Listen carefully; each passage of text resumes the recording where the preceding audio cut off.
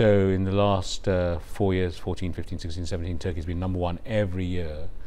And if you go back to 2009 when we started investing in Turkey, we've invested now 10 billion euros in Turkey. And Turkey represents about 18% of our total portfolio of investments. So it's really important to us, and we think we're very important to Turkey too.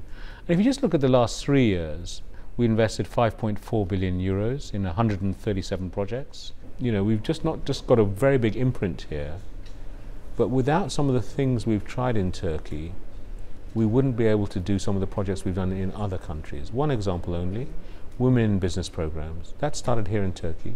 It's now in 16 other countries that Ebrd operates in. Proof of concept here, delivery here, then delivery elsewhere too. It's great that Turkey has come along to say, here's 25 million euro fund for up to 5 years.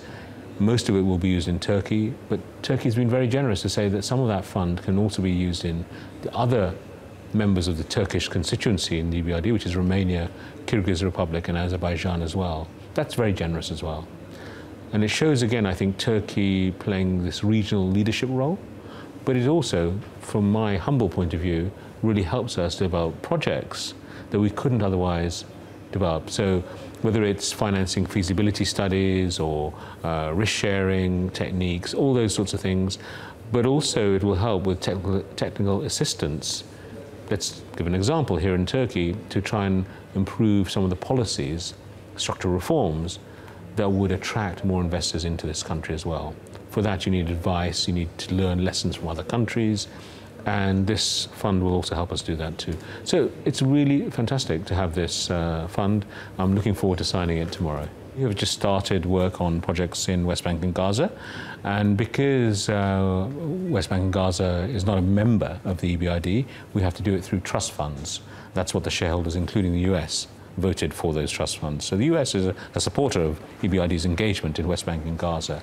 And if you look at West Bank and Gaza, if you look at the other multilaterals, 90% of what they've been doing in West Bank and Gaza has been public sector. So the private sector has been ignored in West Bank and Gaza. And yet, so many Palestinians are wonderfully entrepreneurial.